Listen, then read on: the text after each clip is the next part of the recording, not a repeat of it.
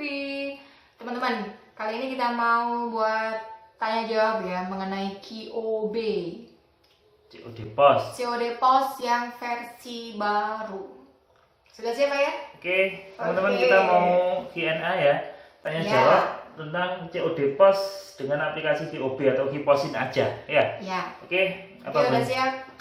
Apa nih? Pertanyaan yang pertama, Ya, apakah web antaran masih bisa digunakan atau tidak untuk saat ini? Oke, web antaran. Jadi teman-teman yang pakai COD yang lama itu kan pakai web antaran kan ya. Ya. Nah, itu apakah saat ini masih bisa digunakan gitu. Nah, pengetahuan saya itu web antaran masih bisa diakses, kita masih bisa masuk, tapi ketika transaksi kita tidak akan mendapatkan nomor VA. Oh gitu. Nah, jadi web antaran bisa masuk tapi tidak bisa untuk transaksi.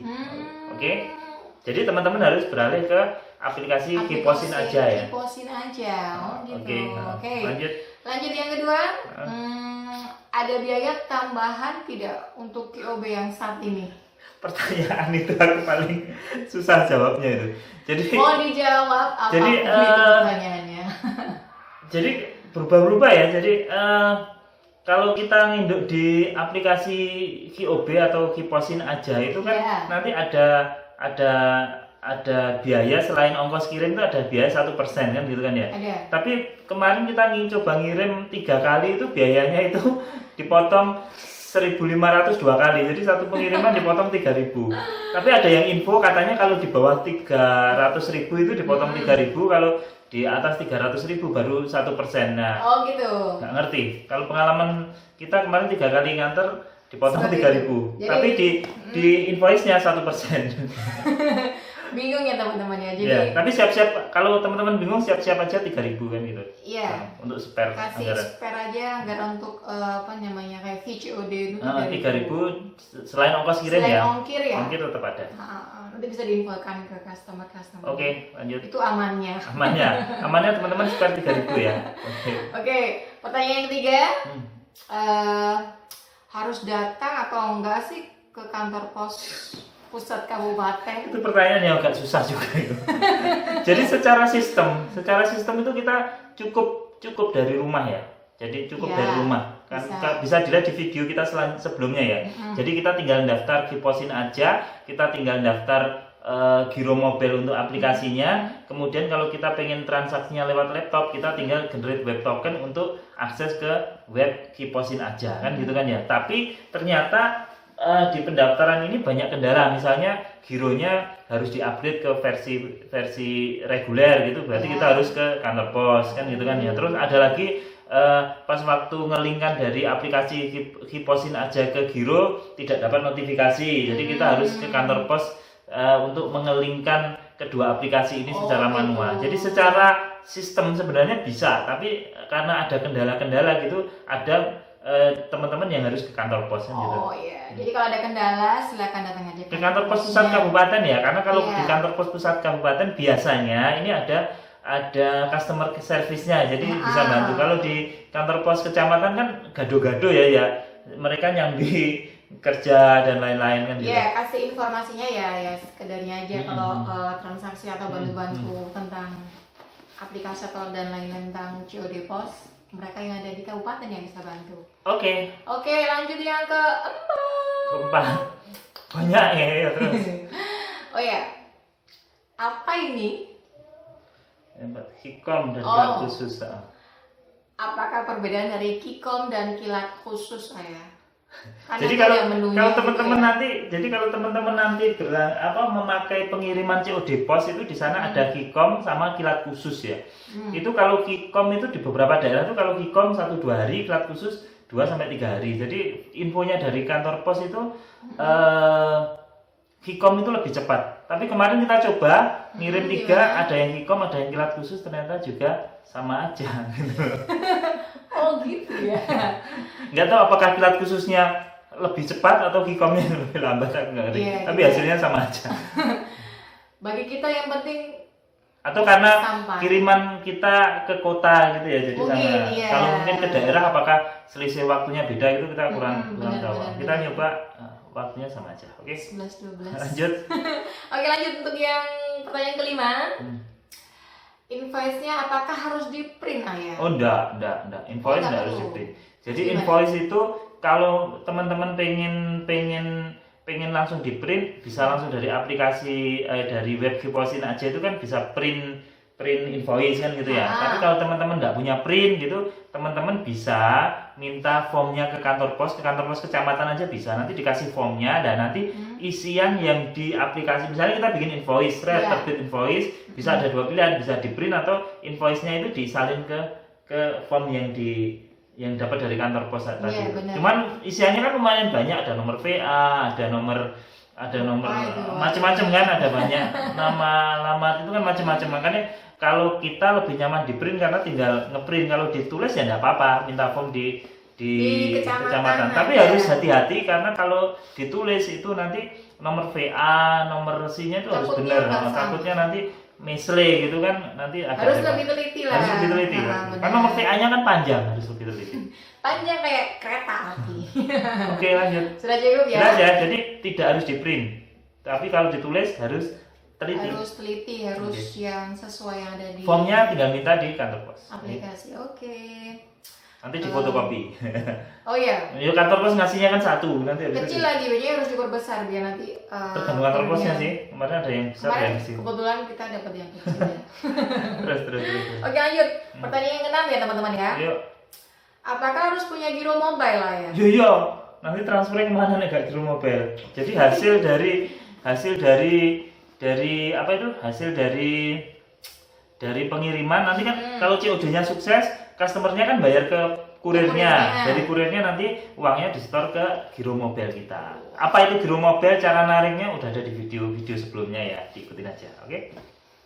Lihat aja ya di video kita sebelumnya. Oke, lanjut. Oke, lanjut. Pertanyaan yang ke-7. Tentang pencairannya itu berapa hari ya untuk yang QOB saat ini? Nah, sama aja sih. Sebenarnya pencairan itu maksimal kalau barang sudah diterima itu maksimal 2 hari. Jadi kalau misalnya diterima Senin ya ditunggu hari Selasa, Rabu. Kalau Rabu sore belum sampai ya segera komplain. Karena nek gak segera komplain nanti agak semakin jauh kita komplain akan agak repot nelusurinya kan gitu. Nanti bisa dicek di video-video sebelumnya tentang pengalaman penarikan dan kendala giro mobil itu seperti apa. Di video-video sebelumnya ada banyak. Intinya kalau 2 hari setelah sampai belum masuk ke rekening giro mobil kita, segera komplain. Oh, begitu ya teman-teman ya. Oke. Sudah jelas, sekarang kita lanjut ke 8. Banyak banget, yuk lanjut. Ayah, gimana kalau customer nolak? Customer nolak yang bayar, yuk barang balik. Barang kembali, terus ongkirnya gimana? Ongkirnya yuk, kita kan waktu kirim itu kan kita bayar ongkir dulu ke mana tuh? Kita bayar, waktu kita mau kirim, kita cetak invoice, terus kita setor ke kantor pos, kita kan bayar ongkir kan ya. Itu ya nggak balik loh. Tetap, jadi kita kehilangan, kalau customer kalau balik ya kita kehilangan ongkir yang kita setorkan tadi itu. Oh gitu. Iya, bingung nggak? Enggak. Ayo, lanjut. Gitu toh? Yo, terus apa meneh? Oh. Lanjut ya teman-teman ya, yang ke-9. Berapa pertanyaan sih? Ya ini 2 lagi ya. Oh ya 2 lagi. Ya. Apakah COD sudah menyentuh seluruh Indonesia Raya? Apakah COD sudah seluruh Indonesia? Ini informasinya seperti apa? Pertanyaan ini gampang-gampang susah ya. Jadi kemarin ada yang bilang udah, ada yang bilang belum. Gitu lah. Sebenarnya gini aja sih. Sebenarnya gini, kalau Jawa kayaknya udah. Jadi sebenarnya teman-teman kalau ragu-ragu apakah customernya itu bisa sudah tersentuh COD atau belum, itu kan nanti di aplikasi Kiposin aja itu kan sudah bisa kita ngecek ya. Apakah nanti jadi berapa biayanya, sudah tersentuh COD atau belum kan gitu sudah. Bahkan kita nyoba beberapa daerah kemarin, ada yang sudah ada Kikomnya, ada yang harus kilat khusus kan gitu kan ya. Kayak gitu. Makanya dicoba aja nanti di aplikasinya. Kalau daerah-daerah kota kayaknya sudah, cuman daerah-daerah terpencil kita karena belum pernah nyoba ya. Nanti ngomong sudah ternyata belum kan gitu. Mungkin ya lebih lengkapnya dicek aja. Dicek. Boleh lah. Oke. Terakhir ya. Yang terakhir ya. Minta yang terakhir nih pertanyaannya. Oke lah. Nanti disambung di komen, kalau ada pertanyaan disambung di komen. Oke. Untuk yang pertanyaan nomor 10. Nggak terasa udah 10. Menurut ayah kekurangan dan kelebihan dari QOB Pos saat ini apa? Wah, kekurangan kelebihan. Kita kan baru nyoba tiga Beberapa tiga hari. kali, 3-4 kali ya. Kalau kekurangan kelebihannya ya hampir sama di antaran kemarin sih. Cuman Oh, webnya lebih stabil. Webnya lebih stabil. Kelebihannya webnya lebih stabil. Kalau di antaran kemarin kan kita susah sering error ya. Oh. Web kiposin aja ini lebih stabil kan gitu. Terus Iya. jangkauannya juga lebih luas kan ya Ya benar. dibandingkan web antaran itu. Cuman kalau kekurangannya ya hampir sama sih. Jadi kekurangannya itu hampir sama dengan kekurangan Pos Indonesia kan kadang di Gimana? video sebelumnya ada kita udah bandingin Pos Indonesia versus SAP Express itu kan ya Ya. layanan COD. Jadi kalau kekurangannya ya mungkin masalah trackingnya itu kadang sih nggak Nggak sesuai dan lain-lain, bisa dilihat di video sebelumnya. Kekurangan hampir mirip. Tapi kalau kelebihannya insya Allah ada perbaikan signifikan dari yang kemarin antaran untuk COD kan kemarin antaran Iya, ya. Sekarang pakai antaran, QOB ini kayaknya lebih secara web lebih baik. lebih terstruktur dan nggak error kayak kemarin. Gitu. Ya. Nah, teman-teman silakan dicoba. Nanti kalau ada kendala Mm-mm. datangnya ke kantor pos kabupaten ya. Kenapa kok harus kantor pos kabupaten? Karena di sana emang ada customer service yang layanin gitu Iya, loh. Kalau iya, di iya. kantor pos kecamatan itu kita kemarin sampling beberapa juga masih agak bingung karena yang ditangani orang banyak sekali kan. Banyak, Satu iya. orang nangani banyak. Kalau di kantor pos kabupaten kan customer service sendiri. Ada sendiri, Ini tellernya ini sendiri. kan gitu. Kalau di kantor pos kecamatan kan Ada yang khusus. wabeh di kerjain jadi satu kan gitu kan.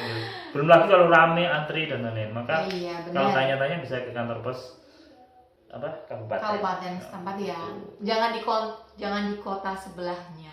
Ya kamu apa nek pengen jalan-jalan. Oh gitu. Gak apa-apa ya teman-teman sambil jalan-jalan. Oke ya. Udah habis nih pertanyaannya. Wes sudah habis. Sudah? Ada Sudah. lagi tambahannya? Sudah lagi. Nanti kalau ada tambahan silakan di komen. Kalau bisa kita jawab ya kita jawab. Iya. Kalau nggak bisa ya kita sama-sama cari tahu jawabannya. Karena kita kan sama-sama berbagi belajar. Jadi informasi bukan sama bukan belajar. berarti kita paham bener enggak. Kita cuma sharing pengalaman. Nanti Apa kita yang sama-sama kita punya. apa yang kita tahu. Yang nggak kita tahu juga banyak pasti. Bener. Jadi silakan aja buat teman-teman yang mungkin sudah lebih tahu tentang QOB Pos. Silakan Monggo, sharing di komen, monggo atau yang pengen bertanya silakan sharing di komen. Silakan. Semoga bermanfaat. Iya, kan pasti banyak yang baca. Lumayan lah informasinya ya, bermanfaat buat semua orang. Sudah cukup ya teman-teman untuk video kali ini. Tanya jawabnya tentang QOB Pos atau COD Pos yang versi baru. Semoga ya menambah wawasan kita, Terus menambah informasi kita tentang COD Pos. Saya doakan semoga kita semua sukses bersama-sama. Sekian dulu ya. Barakallah untuk ilmunya. Terima kasih. Bye bye. Assalamualaikum.